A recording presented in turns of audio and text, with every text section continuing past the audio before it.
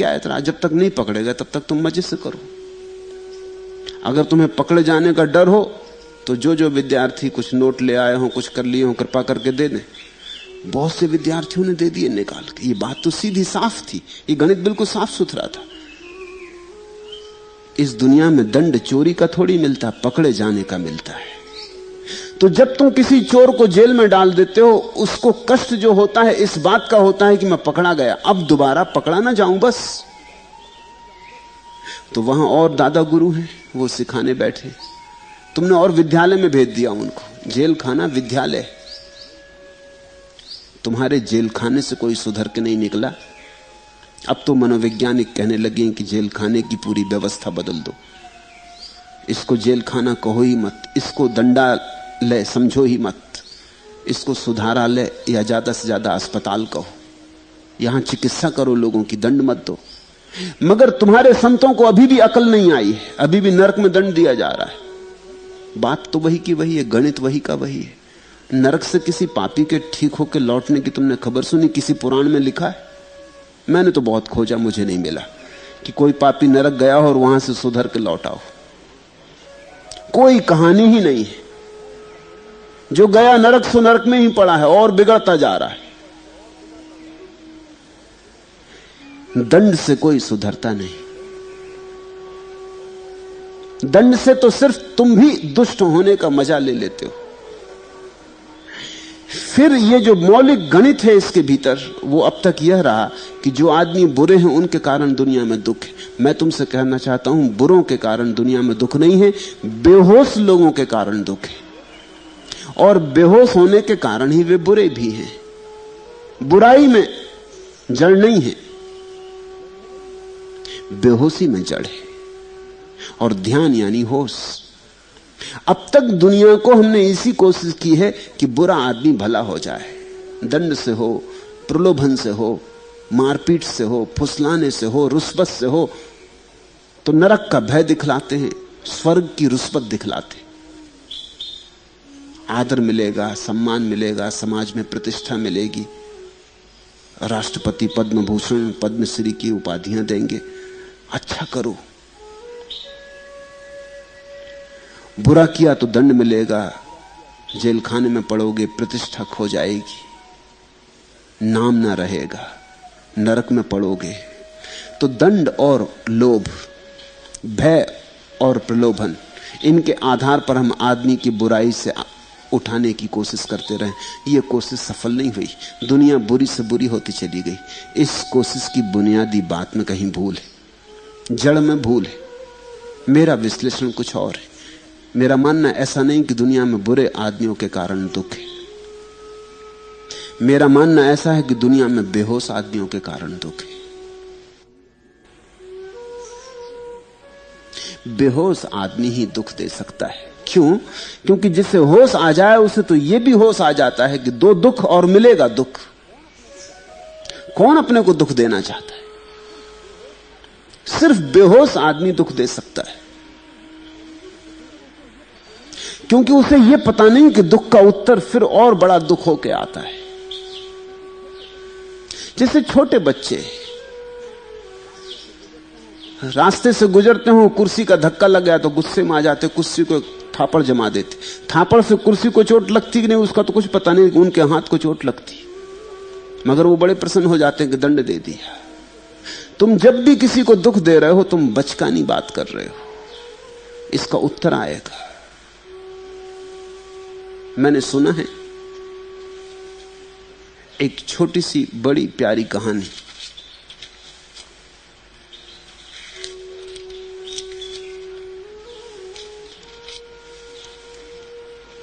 सम्राट अकबर की एक बेगम थी जोधाबाई।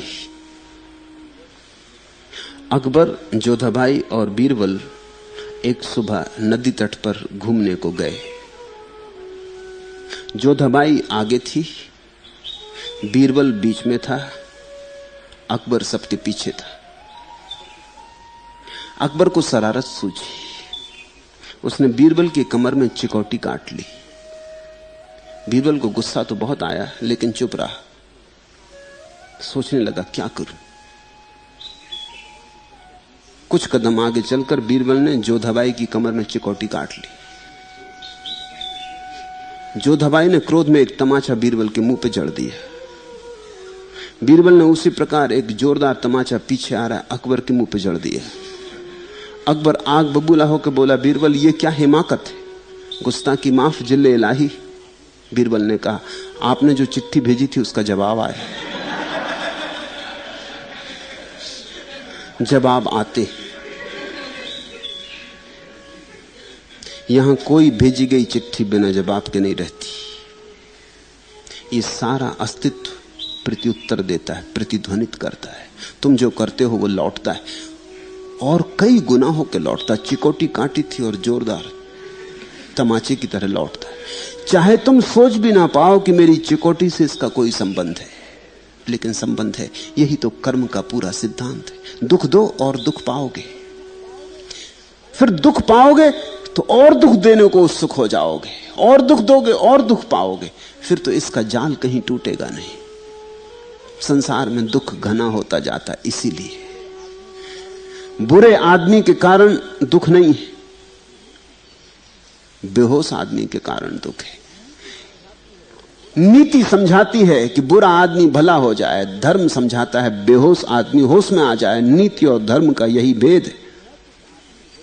नैतिक आदमी जरूरी नहीं धार्मिक हो, लेकिन धार्मिक आदमी जरूरी रूप से नैतिक होता है। नैतिक आदमी हो सकता है ना ईश्वर को माने ना ध्यान को माने। आखिर रूस में भी नैतिक आदमी है, चीन में भी नैतिक आदमी है, नास्तिक भी नैतिक हो सकता है। नैतिक होने के लिए धार्मिक होने की कोई जरूरत नहीं, लेकिन धार्मिक आदमी अनैतिक नहीं हो सकता। धर्म की पकड़ और गहरी। धर्म के साथ नीति अपने आप आती, नीति के साथ धर्म अपने आप नहीं आता। फिर नीति में तो एक तरह का दमन होता है। तुम अच्छे होने की कोशिश करते हो, किसी तरह रोक थाम के अपने को अच्छा भी बना लेते हो, लेकिन भीतर भीतर तो बुराई की आग जलती रहती। भीतर तो वही रोग उफनते रहते, भीतर तो वही मवाद इकट्ठी होती रहती। चोरी तुम भी करना चाहते हो लेकिन कर नहीं पाते, बेईमानी तुम भी करना चाहते हो लेकिन घबराते हो। दुनिया में 100 ईमानदारों में 99 इसलिए ईमानदार होते हैं कि बेईमानी करने के कारण पकड़े जाने का भय है। ईमानदार नहीं है, सिर्फ पकड़े जाने का भय है। अगर कोई आश्वस्त कर दे कि कोई भय नहीं, तुम करो, तो वो करने को तत्पर हो जाएंगे। इसलिए ऐसा हो जाता है कि जब कोई आदमी सत्ता में नहीं होता तब तक ईमानदार होता है, क्योंकि तब तक पकड़े जाने का डर होता है। जैसे ही सत्ता में पहुंचता है, धीरे धीरे पकड़े जाने का डर समाप्त हो जाता है। कौन पकड़ेगा? आप तुम प्रधानमंत्री हो गए कि राष्ट्रपति हो गए, अब तुम्हें कौन पकड़ेगा? अब तो तुम कानून की छाती पे बैठ गए, अब तो हर चीज तुम्हारे नीचे हो गई। तो धीरे धीरे जैसे जैसे उसको समझ में आने लगता है कि अब तो सब चीज मेरे हाथ में, वैसे वैसे सारे रोग जो भीतर दबे थे बाहर आने लगते हैं। हर सत्ताधिकारी बेईमान हो जाता है, धोखेबाज हो जाता है। इसलिए तुम हैरान होते हो कि आखिर ये क्यों होता है कि अच्छे लोगों को हम भेजते हैं सत्ता में, अच्छे के कारण ही भेजते हैं, चुनाव में वोट देते हैं कि आदमी अच्छा है, भला है। फिर ये हो क्या जाता है? पद पर पहुंचते ही आदमी धीरे धीरे बदल क्यों जाता है? कब बदल जाता है? कैसे बदल जाता है? इसकी बदलाहट का राज इतना ही है, वो अच्छा था नैतिक आधार पर, अच्छा था क्योंकि बुरे होने में नुकसान था, अच्छा था क्योंकि बुरे होने में भय था, अच्छा था क्योंकि अच्छे में ही लाभ था। अब सत्ता में पहुंच गया, अब उसे दिखाई पड़ता है अब अगर बुरा हो जाऊं तो खूब लाभ है। अब अच्छे होने में ज्यादा लाभ नहीं है, अब अच्छे होने में तो हानि है। अगर सत्ता में पहुंच के अच्छा बना रहा तो न धन इकट्ठा कर पाऊंगा, न शक्ति इकट्ठी कर पाऊंगा, न दुश्मनों से बदला ले पाऊंगा, न आगे तक के लिए अपना इंतजाम कर पाऊंगा, न मेरे बच्चे भी आगे जाके सत्ता में बैठे रहें इसकी व्यवस्था जुटा पाऊंगा। तो अब तो अच्छे रहने में कोई लाभ नहीं। वो अच्छा था लाभ के कारण, अब बुरे होने में लाभ है, और लाभ उसका मूल आधार था। तो जब लाभ अब बुरे होने में है तो बुरा हो जाना ही सहज तर्कयुक्त बात है। इसलिए दुनिया में सभी सत्ताधिकारी बुरे हो जाते, और आदमी सदा से यही सोचता रहा कि मामला क्या हो जाता है। हम भेजते हैं समाज सेवकों को, आखिर में सब बात बदल जाती। जो समाज सेवा करते थे, गरीबों की सेवा करते थे, ऐसा करते थे, वैसा करते थे, सत्ता में पहुंचते ही सब भूल जाते, शोषण शुरू कर देते। जिनके खिलाफ लड़के पहुंचे थे वही करना शुरू कर देते। सत्ता सभी को एक सा कर डालती। क्यों? क्योंकि अधिकतर आदमी धार्मिक नहीं है, नैतिक है। नैतिक आदमी का कोई भरोसा नहीं। मैंने सुना है मुल्ला नसरुद्दीन एक लिफ्ट में सवार था, एक महिला भी सांस सवार थी, एक सुंदर महिला। नसरुद्दीन ने उससे कहा कि अगर आज रात मेरे पास रुक जाओ तो 5000 रुपए दूंगा। वो महिला तो एकदम नाराज हो गई। उसने कहा मैं अभी पुलिस को बुलाती। तुमने इस तरह की बात कही कैसे? नसरुद्दीन ने कहा तो कोई बात नहीं, 10,000 ले लेना। 10,000 सुन के महिला ढीली पड़ गई, उतना तमतमायापन न रहा। और नसरुद्दीन ने कहा कुछ फिक्र न कर, पैसे की कोई कमी नहीं, 15,000 दूंगा। उस महिला ने जल्दी से नसरुद्दीन का हाथ अपने हाथ में ले लिया। नसरुद्दीन ने कहा और अगर 15 रुपये दूं तो चलेगा? तो महिला तो बहुत आग बबूला हो गई। उसने कहा तुमने समझा क्या है मुझे? नसरुद्दीन ने कहा वो तो मैं समझ गया, तू भी समझ गया, मैं भी समझ गया कि तू कौन है। अब तो मोल भाव करना है। 15,000 में राजी है, तू कौन है ये तो हम समझ गए। अब तो मोल भाव की बात है। 15,000 में राजी है तो कौन है, इसमें अब कोई बाधा ना रही। तुम भी ख्याल करना, तुम्हारी नैतिकता, तुम्हारी भलाई की एक सीमा होती। तुम चोरी शायद ना करो, 5 रुपए पड़े शायद तुम निकल जाओ, साधु बने। 15 पड़े शायद निकल जाओ, 15,000 पड़े फिर ठिठकने लगो, 15 लाख पड़े हैं फिर तुम छोड़ोगे, तुम कहोगे अभी साधुता छोड़ो। अब ये साधुता सस्ती पड़ रही है, जो पड़ा है वो ज्यादा काम का है। ये साधुता फिर संभाल लेंगे। एक दफा 15 लाख हाथ में आ जाएं तो साधुता तो कभी भी संभाल लेंगे। मंदिर बनवा देंगे, दान करवा देंगे, साधु तो फिर हो जाएंगे। साधु होने में क्या रखा है? इस मौके को तुम न छोड़ सकोगे। नैतिक आदमी की सीमा होती, धार्मिक आदमी की कोई सीमा नहीं होती। नैतिक आदमी कारण से नैतिक होता है, धार्मिक आदमी सिर्फ होश के कारण नैतिक होता है, और ध्यान के बिना होश नहीं। तो जिन्होंने प्रश्न पूछा है वो होंगे थोड़े नैतिक चिंतक होंगे, थोड़ा नीति का विचार करते होंगे, मगर धर्म का उन्हें कोई हिसाब अभी ख्याल में नहीं। और नैतिक होने से कोई नैतिक नहीं होता, धार्मिक होने से ही वस्तुतः नैतिक होता है। नीति तो धोखा है, नीति तो झूठा सिक्का है, धर्म के नाम पर चलता है लेकिन असली नहीं। मैं चाहता हूं तुम जागो, होश से भरो। होश से भरते ही आदमी बुरा नहीं रह जाता, क्योंकि होश से भरा आदमी बुरा हो ही नहीं सकता। ये तो ऐसे है जैसे रोशनी जल गई और अंधेरा समाप्त हो गया। अब तुम दरवाजे से निकलोगे, दीवार से थोड़ी निकलोगे। अंधेरे में कभी कभी दीवार से निकलने की कोशिश की थी जरूर, टकरा भी गए थे, गिरे भी थे, फर्नीचर से भी उलझ गए थे, चोट भी खा गए थे, दूसरे को भी चोट पहुंचा दी थी। लेकिन अब रोशनी जल गई, अब तो न टकराओगे, न फर्नीचर पे गिरोगे, न सामान टूटेगा, न बर्तन गिरेंगे, न दर्पण फूटेगा, न दीवार में सिर टकराएगा। अब तो तुम सीधे निकल जाओगे, अब तो रोशनी है। बेहोशी जानी चाहिए। आदमी साधारणता बेहोश है। हम एक नशे में चल रहे हैं। इस छोटी सी घटना को सुनो। योजना विभाग के 2 बाबू अफीम के बहुत शौकीन थे, इसलिए कार्यालय में भी अक्सर पिनक में रहते थे। एक दिन ऊपर से आदेश आया कि आदिवासी क्षेत्र में एक कुएं का निर्माण किया जाए। इनके जिम्मे कुएं का स्थल निरीक्षण का भार सौंपा गया। दोनों स्थल निरीक्षण के लिए चल पड़े। रास्ते में उन्हें एक कुआं मिला। वे काफी चल चुके थे, इसलिए थकावट दूर करने के लिए थोड़ी देर वहां रुके, पानी पिया और अफीम चढ़ाई। जब अफीम काफी चढ़ गई तब एक बाबू ने दूसरे से कहा, क्यों यार, यदि हम लोग इस कुएं को आदिवासी क्षेत्र में ले चलें तो नया कुआं खुदवाने का पैसा उड़ा सकते। दोनों अफीम में थे, दोनों को बात जज गई कि बात बिल्कुल सीधी सीधी है। नया कुआं बनाने की जरूरत क्या, यहां कोई दिखाई भी नहीं पड़ता, कुआं एकांत में पड़ा है, इसी को हिले चले। दूसरा खुश होकर बोला, यार तुम्हारे दिमाग का कोई जवाब नहीं, चलो कोशिश करें। इतने में हवा का झोंका आया, अफीम और चढ़ गई, दोनों वहीं लुढ़क गए। दोनों कुएं को धक्का दे रहे थे, जब लुढ़क के गिर गए। धक्का देते ही कोशिश में लगे थे कि ले चलें धक्का के। काफी देर बाद उनको बेहोश देखकर देहाती इकट्ठे हो गए। एक बाबू को कुछ होश आया तो उसने देहातियों को देखकर अपने दोस्त से कहा, बस करो यार, आदिवासी क्षेत्र आ गया है, ज्यादा और जोर लगाओगे तो अपन लोग आगे बढ़ जाएंगे। वो समझे कि आ गया गांव, ले आए हम कुएं को धक्का के यहां तक, और अब अगर ज्यादा जोर लगाया तो आगे भी निकल जा सकते, रुक जाओ। ऐसी एक पिनक है जिसमें हम डूबे, विचार की तंद्रा है,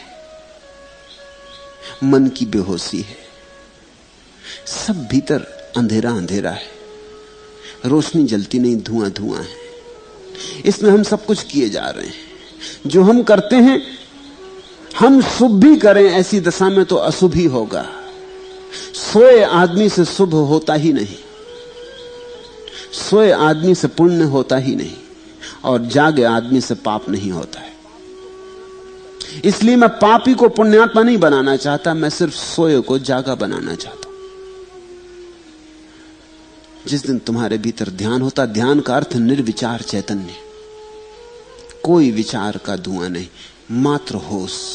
उस होश की आभा में तुम्हें सब साफ दिखाई पड़ने लगता है। कहां चलो, क्या करो, अब तक क्या किया और क्या क्या परिणाम हुए, सारा अतीत स्पष्ट हो जाता है। इतना ही नहीं, सारा भविष्य स्पष्ट हो जाता है। सारी बात ऐसे साफ हो जाती है जैसे दिन में सूरज निकलता है और सब रास्ते दिखाई पड़ने लगते हैं, और रात के अंधेरे में सब खो जाते हैं। ध्यान के लिए कोई बहाने खोजकर बचने की कोशिश मत करना। ध्यान इस जगत में एकमात्र करने योग्य बात है। शेष ना किया चलेगा, ध्यान ना किया तो चूके, तो जीवन से चूके, फिर भी तुम्हारी मर्जी।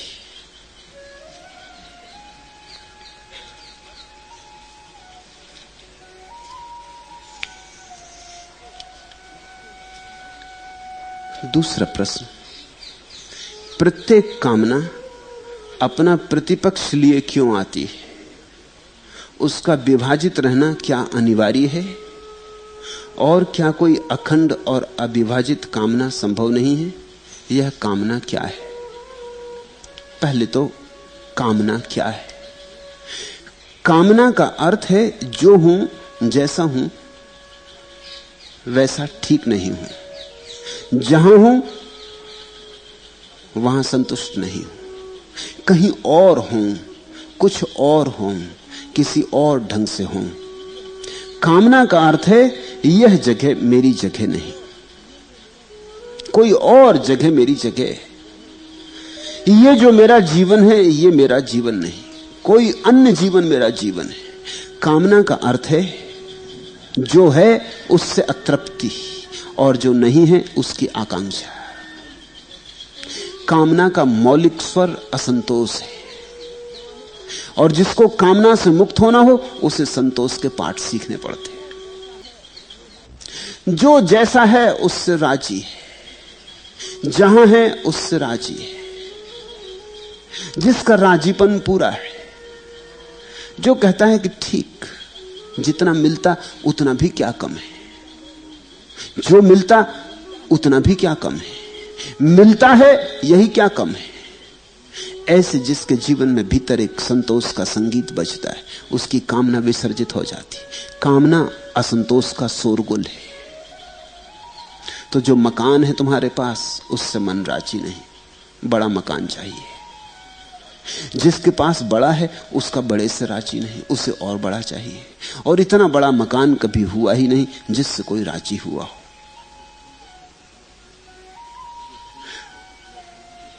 जो सुंदर है वो अपने सौंदर्य से राजी नहीं, जो स्वस्थ है वो अपने स्वास्थ्य से राजी नहीं। किसी बात से हम राजी नहीं। नाराज रहना हमारा स्वभाव हो गया है। हर चीज हमें काटती है और हमें लगता है इससे बेहतर हो सकती है, इससे बेहतर हो सकती है। बस इसी से कामना पैदा होती, कल्पना से कामना पैदा होती। पशु पक्षी प्रसन्न है क्योंकि कल्पना नहीं है। वृक्ष आनंदित है, ये सरू के वृक्ष हवा में डोलते हुए आनंदित है। इन्हें कुछ प्रयोजन नहीं है, ये जो है बस पर्याप्त है। इन्हें किसी और वृक्षों जैसी पत्तियां नहीं चाहिए। पास में ही खड़े अशोक के वृक्षों से इनकी कोई स्पर्धा नहीं। इनके मन में यह कभी विचार नहीं आया कि अशोक जैसे पत्ते हमारे क्यों नहीं। गेंदे का फूल गुलाब से किसी तरह की स्पर्धा में नहीं है। चट्टान जो पड़ी है उसे वृक्ष से कुछ लेना देना नहीं है कि मैं वृक्ष जैसी क्यों नहीं हूं। कल्पना नहीं है, कल्पना नहीं है तो कामना नहीं है। जो है जैसा है उससे परम तृप्ति है। इसलिए प्रकृति में तुम्हें इतना स्वर्ग मालूम पड़ता है। इसलिए कभी कभी भाग के तुम जब हिमालय चले जाते हो, बैठते हो, कभी चांद को देखते हो रात, या सागर की तरंगों को देखते हो, सूरज को उगते देखते हो, घनी जंगलों की हरियाली को देखते हो, तब तुम्हें एक तरह की तृप्ति मिलती। वो तृप्ति प्रकृति की तृप्ति की थोड़ी सी छाया तुम में बन रही है। यहां सब शांत है, यहां कोई कहीं नहीं जा रहा। प्रकृति अपनी जगह ठहरी है, गति नहीं है, दौड़ धूप नहीं है, प्रतियोगिता नहीं है। सब अपने होने से राजी है। घास का छोटा सा पौधा भी अपने होने से परम प्रसन्न है। आकाश छूते देवदार के वृक्षों से भी उसकी कोई ईर्ष्या नहीं। वो ये भी नहीं कहता कि तुम बड़े मैं छोटा। छोटा बड़ा प्रकृति में कोई होता नहीं। आदमी की तकलीफ है कि आदमी कल्पना कर सकता है। आदमी की जो तकलीफ है उसे ठीक से समझ लोगे तो आदमी इन वृक्षों और फूलों से भी ज्यादा आनंदित हो सकता है। क्योंकि वृक्षों और पत्थरों और पहाड़ों का सुख तो अचेतन है, आदमी का सुख चेतन हो सकता है। मगर दशा यही चाहिए, आदमी रहते हुए जिस दिन तुम वृक्ष जैसे संतुष्ट हो जाओगे उस दिन तुम पाओगे स्वर्ग उतर आया। ध्यान रखना, कोई स्वर्ग में नहीं जाता, स्वर्ग तुम में उतर आता है, संतोष के पीछे चला आता है। तो पहली तो बात, कामना क्या है? कामना का अर्थ है यह ठीक नहीं, वह ठीक है। यह और वह के बीच की जो दूरी है वो कामना है। और वो दूरी कभी मिटती नहीं। वो ऐसी दूरी जैसे क्षितिज और तुम्हारे बीच होती। दिखता दूर, ज्यादा दूर नहीं होगा, 15 मील 20 मील आकाश जमीन से मिलता हुआ दिखाई पड़ता है। तुम सोचते हो दौड़ूंगा तो अभी घंटे भर में पहुंच जाऊंगा। दौड़ते रहो, जन्मों जन्मों दौड़ते रहो, जन्मों जन्मों दौड़ते ही रहे हो। कहीं भी आकाश पृथ्वी को छूता नहीं, सिर्फ छूता मालूम पड़ता है, दिखाई पड़ता है। क्योंकि पृथ्वी गोल है इसलिए दिखाई पड़ता है कि छू रहा है। 20 मील चलने के बाद पाओगे कि आकाश भी 20 मील पीछे हट गया। तुम सारी पृथ्वी का चक्कर लगाओगे और पाओगे आकाश को कभी तुमने कहीं पृथ्वी को छूते नहीं देखा, छूता ही नहीं। ऐसी ही कामना है, यह और वह की दूरी बनी ही रहती, उतनी की उतनी ही बनी रहती। तुम्हारे पास 10,000 रुपए हैं, मन कहता है अगर 1 लाख हो जाएं तो बस, फिर नहीं चाहिए कुछ। तुम्हारा मन कहता है, बार बार कहता है बस 1 लाख हो जाएं। 1 लाख होते ही तुम पाओगे कि वही मन कहने लगा कि अब 10 लाख जब तक ना होंगे तब तक शांति नहीं। क्यों? 10,000 थे तो 1 लाख, 10 गुने में शांति थी। अब 1 लाख है तो 10 लाख, 10 गुने में फिर शांति है। फासला उतना का उतना है। गरीब और अमीर दोनों के बीच कामना बराबर होती। भिखारी और सम्राट के बीच कामना बराबर एक सी होती, कोई फर्क नहीं होता। क्या तुम सोचते हो भिखारी खड़ा हो और सम्राट खड़ा हो तो ये जो आकाश छूता हुआ दिखाई पड़ता है दोनों के लिए अलग अलग दूरी पर दिखाई पड़ेगा? सम्राट को भी 20 मील आगे दिखाई पड़ता है, भिखारी को भी 20 मील आगे दिखाई पड़ता है। ये भ्रांति समान है। जो जहां है सदा उससे आगे कहीं तृप्ति का स्रोत मालूम होता है। कहीं आगे है मरुद्धान, यहां मरुस्थल, वहां है मरुद्धान। जिसने जाना कि यही है मरुद्धान और इसी क्षण में आंख बंद करके डुबकी मार ली, जिसने कामना छोड़ी, कल्पना छोड़ी, स्वर्ग उतर आता है। तुम कामना छोड़ो, इधर स्वर्ग आया। और कामना छोड़ने का मतलब यह नहीं है कि तुम स्वर्ग की कामना के लिए कामना छोड़ो, नहीं तो कामना छोड़ी ही नहीं, फिर भूल हो जाएगी। ऐसी भूल रोज होती। धार्मिक आदमी यही भूल करता है। वो कहता है चलो ठीक, आप कहते हैं कामना छोड़ने से सुख मिलेगा, तो हम कामना छोड़ देते हैं, सुख मिलेगा ना, पक्का है। मगर ये तो कामना का ही नया रूप हुआ। कामना छोड़ने से सुख मिलता है, परिणाम की तरह नहीं, छाया की तरह। तुमने कामना छोड़ी कि उसी छोड़ने में सुख तो था ही, कामना के कारण दिखाई नहीं पड़ता था। कामना गई कि सुख प्रकट हो जाता है, जैसे पर्दा पड़ा था। इस पर्दे के हटने से सुख पैदा होने का कोई संबंध नहीं, ये उसका परिणाम नहीं है। सुख तो पड़ा ही था, तुमने कामना का पर्दा डाल रखा था। लेकिन अगर तुमने सोचा कि चलो कामना छोड़ने से सुख मिलेगा, हम कामना छोड़ देंगे, तो तुम कामना को तो सजा रहे हो भीतर। अभी भी तुम सुख पाना चाहते हो, इसलिए कामना छोड़ने को भी राजी हो। ये धार्मिक जीवन की सबसे बड़ी उलझन है। लोग कहते हैं संसार छोड़ने से स्वर्ग मिल जाएगा, तो संसार छोड़ देते, मगर स्वर्ग पाने की आशा में, और पाने की आशा का नाम संसार। कुछ मिले इस वासना का नाम संसार। प्रत्येक कामना का अपना प्रतिपक्ष क्यों है? होगा ही, क्योंकि कामना विभाजन करती, यह और वह, यहां और वहां में विभाजन करती। संसार और स्वर्ग, विभाजन से ही कामना जीती। अगर विभाजन ना हो तो कामना ही मर जाए। अगर दो ना हो तो कामना कैसे करोगे? दो तो अनिवार्य है, जो मैं हूं वह और जो मैं हो सकता हूं वह। ये दो की तो धारणा अनिवार्य है। तो दोनों के बीच कामना का सेतु बनेगा, कामना का तार खिंचेगा, कामना की रस्सी फैलेगी। अगर एक ही है तो फिर कैसी कामना? इसलिए तो ज्ञानियों ने कहा एक को ही देखो तो कामना मर जाएगी। एक ही है, ब्रह्म ही है या सत्य ही है, तो फिर कामना नहीं बचेगी। जो है, इससे अन्यथा न हुआ है, न हो सकता है, फिर कैसे कामना करोगे? फिर कामना का कोई उपाय न रह जाएगा। मैंने सुना है एक सूफी फकीर हसन रोज प्रार्थना करता था और रोज छाती पीटता था और परमात्मा से कहता था, हे प्रभु द्वार खोलो, कब से पुकार रहा हूं। वो एक बार एक दूसरे सूफी फकीर स्त्री राबिया के घर ठहरा हुआ था। राबिया बड़ी अनूठी औरत हुई, जैसे मीरा, जैसे सहजो, जैसे थेरेसा, ऐसी राबिया। जैसे बुद्ध, कृष्ण और महावीर पुरुषों में, ऐसी राबिया। राबिया सुनती थी। 2-3 दिन से हसन उसके यहां ठहरा था, रोज प्रार्थना करता, रोज छाती पीटता, कहता, हे प्रभु द्वार खोलो, कब से पुकार रहा हूं, कब मेरी अर्ज सुनोगे? 30 दिन राबिया से ना सुना गया। वो पास ही बैठी थी, उसने जाकर उसे हिलाया, हसन को। उसने कहा, सुनो जी, दरवाजा खुला पड़ा है। ये क्या पुकार मचा रखी रोज रोज की, दरवाजा खोलो, दरवाजा खोलो। दरवाजा खुला है, दरवाजा कभी बंद नहीं था। हसन तो घबरा गया।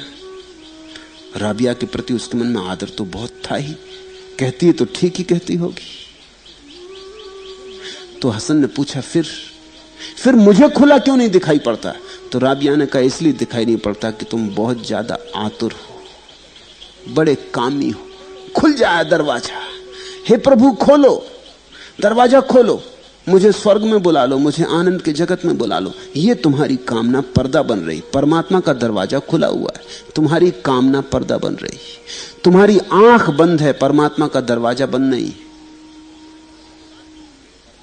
इसलिए तो बुद्ध ने यहां तक कहा कि परमात्मा की भी बात छोड़ दो, क्योंकि उससे भी दो पैदा हो जाते, मैं और परमात्मा। इसलिए बुद्ध ने कहा मोक्ष की भी बात छोड़ दो, उससे भी दो पैदा हो जाते, मैं और मोक्ष। बुद्ध ने तो कहा, जो है, उसको दो नाम मत दो। दो दिए कि अड़चन शुरू हुई, कि तनाव शुरू हुआ। फिर तुम कैसे रुकोगे? जो दूसरा है उसको पाने की तलाश शुरू हो जाएगी, प्यास शुरू हो जाएगी। अस्तित्व एक है, कामना दो में बांट देती है। तुम पूछते हो उसका विभाजित रहना क्या अनिवार्य है? बिल्कुल अनिवार्य है, क्योंकि विभाजन ना होगा तो कामना बच ही नहीं सकती। जैसे दो होने चाहिए लड़ने के लिए, दो होने चाहिए प्रेम करने के लिए, दो चाहिए द्वंद्व के लिए, ऐसे ही दो चाहिए कामना के लिए। और दो की तो बात छोड़ो, हमने तो अनेक कर लिए। इसलिए हमारे कामना के घोड़े सभी दिशाओं में दौड़े जा रहे हैं। और क्या कोई अखंड और अविभाजित कामना संभव नहीं? नहीं, अखंड और अविभाजित कामना संभव नहीं, क्योंकि जहां तुम अखंड और अविभाजित हुए वहां कामना न रह जाएगी। जहां कामना आई वहां तुम खंडित हो गए और विभाजित हो गए। सुना है मैंने, दक्षिण भारत के एक अपूर्व साधु हुए सदाशिव स्वामी। कुछ दिन पहले मैंने तुमसे उनकी कहानी कही थी कि अपने गुरु के आश्रम में एक पंडित को आया देख उससे विवाद में उलझ गए थे। उसके सारे तर्क तोड़ डाले थे, उसे बुरी तरह खंडित कर दिया था, पंडित को तहस नहस कर डाला था। पंडित बहुत ख्याति नाम था। तो सदाशिव सोचते थे कि गुरु पीठ थपकाएगा और कहेगा कि ठीक किया, इसको रास्ते पर लगाया। लेकिन जब पंडित चला गया तो गुरु ने सिर्फ इतना ही कहा, सदाशिव अपनी वाणी पर कब संयम करोगे? क्यों व्यर्थ बोलना? इससे क्या मिला? ये सब बकवास थी, कब चुप होगे? और सदाशिव ने गुरु की तरफ देखा, चरण छुए और कहा कि आप कहते हैं कब? अभी हुआ जाता हूं। और वो चुप हो गए। फिर जीवन भर मौन रहे। ये उन्हीं की घटना है। उन्होंने जीवन भर मौन रहने की साधना स्वीकार कर ली थी। मौन थे और नग्न रहते और चुप। बड़ी झंझटें आती थी। एक तो मौन, बोलते नहीं, और नग्न घूमते। समाधि उनकी निरंतर लगी रहती थी, मस्त ही रहते थे अपनी मस्ती में। एक दिन भूल से एक मुसलमान सरदार के शिविर में चले गए। मस्ती में जा रहे थे, नाचते। शिविर बीच में पड़ गया होगा तो पड़ गया, कोई शिविर के लिए गए नहीं थे। स्त्रियों ने डरकर चीख लगा दी। कोई नंगा मस्ती में नाचता हुआ चला आ रहा है, समझे कोई पागल है। नग्न साधु को घुसा देखकर सरदार भी क्रोध में आ गया। उसने तलवार उठा ली और हमला कर दिया। सदाशिव का एक हाथ कट के नीचे गिर गया, लेकिन सदाशिव के आनंद में कोई बाधा न पड़ी। हाथ कट के गिर गया, लहू बहने लगा, लेकिन नाच जारी रहा। जैसे नाचते आए थे वैसे ही नाचते चलने वापस लौटने लगे। सरदार हैरान हुआ, दुखी भी हुआ। ये मस्ती, ऐसी मस्ती कभी देखी ना थी। और हाथ कट जाए और पता ना चले, ऐसी मस्ती। किसी और लोक में था यह आदमी। आंखों में देखा तो जैसे इस लोक में था ही नहीं, कहीं और। इसकी चेतना जैसे देह में थी ही नहीं। दुखी हुआ, पैरों पर गिर पड़ा, क्षमा मांगने लगा। सदाशिव हंसने लगे। सरदार ने कहा, उपदेश दें। वो तो मौन थे, उपदेश दे नहीं सकते थे। तो उन्होंने रेत पर अंगुली से एक छोटा सा वचन लिख दिया। जो वचन लिखा वो था, जो चाहते हो वह मत करो, तब तुम जो चाहोगे कर सकोगे। जो चाहते हो वह मत करो, तब तुम जो चाहोगे कर सकोगे। बड़ी अनूठी बात लिख दी। जो जो कामना कर रहे हो वो मत करो, तब तुम जो जो कामना करते हो वो मिल जाएगा। ये बड़ी अजीब बात हो गई, मगर ऐसा ही है।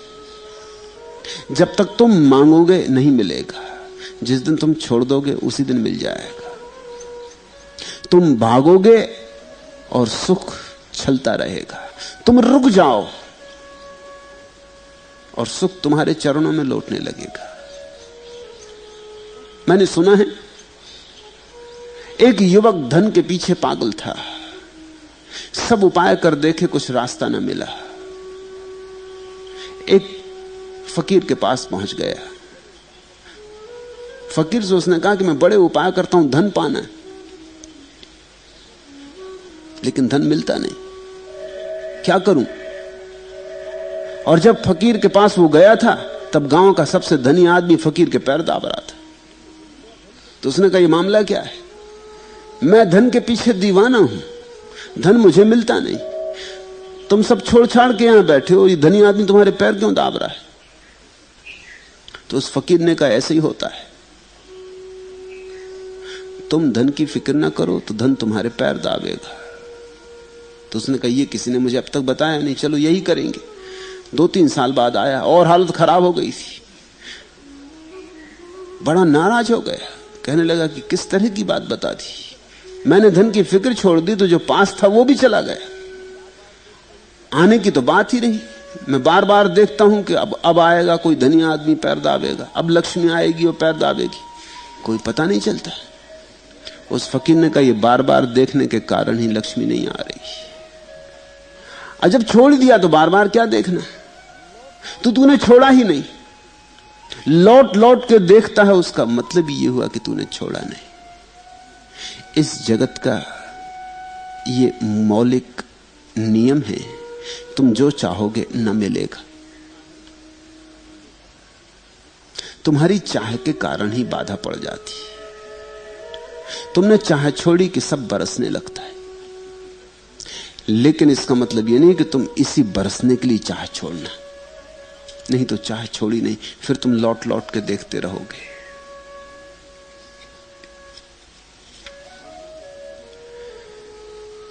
कामना में तो द्वंद्व है, इसलिए कामना में अशांति है, कामना में पीड़ा है, संताप है। कामना तुम्हें खंडों में बांट देती, टुकड़ों में तोड़ देती, कामना तुम्हें विक्षिप्त करती। कामना पागलपन का मूल है। कामना गई तो पागलपन गया, कामना गई तो खंड गए, तुम अखंड हुए। तुम अखंड हुए तो ब्रह्म हुए, तुम अखंड हुए तो निर्वाण बरसा, तुम अखंड हुए, तुम एक हुए, फिर कोई दुख नहीं है। दो होने में दुख है, दुई में दुख है। अद्वैत सच्चिदानंद है।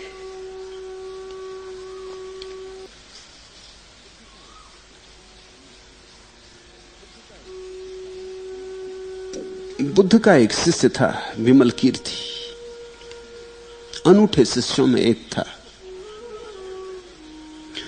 उसके पास भी लोग जाते डरते थे,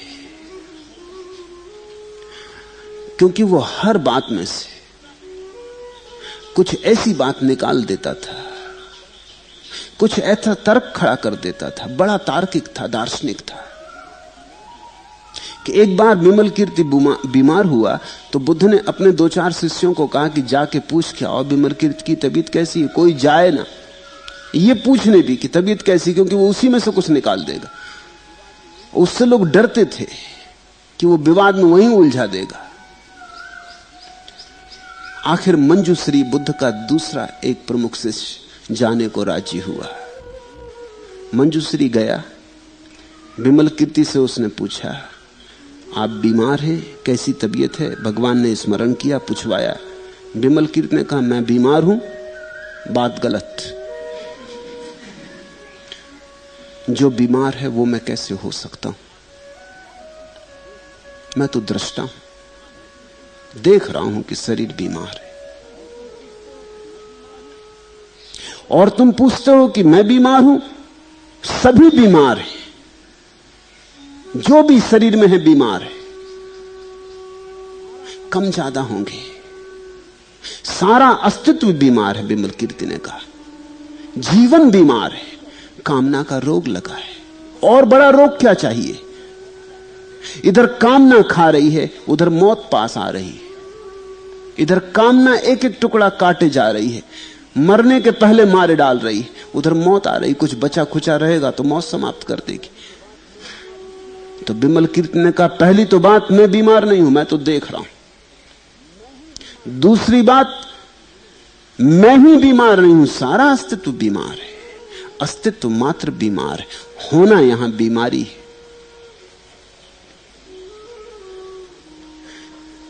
विमल कीर्ति ठीक कह रहा है। कामना काटे डालती। तुम कामना की तलवार से अपने को कितना काट रहे हो, कितना दुख पा रहे हो। कामना से सुख तो कभी मिलता नहीं, क्योंकि कामना कभी पूरी तो होती नहीं जो सुख मिल जाए। सदा अधूरी रहती है, सदा काटती रहती, घाव को हरा रखती, भरने भी नहीं देती, घाव को बार बार उघाड़ लेती। एक कामना किसी तरह छूटती तो 10 पैदा हो जाती। ये कामना का ज्वर, बीमारी। जीवन बीमार है कामना से। कामना की पूर्णाहुति मृत्यु में होती, लेकिन तब तुम चूक गए। मरने के पहले अगर तुम कामना को मार डालो तो तुम अमृत को उपलब्ध हो जाओगे। कामना मृत्यु में ले जाती, निष्काम चित्त अमृत को उपलब्ध हो जाता है। आखिरी प्रश्न,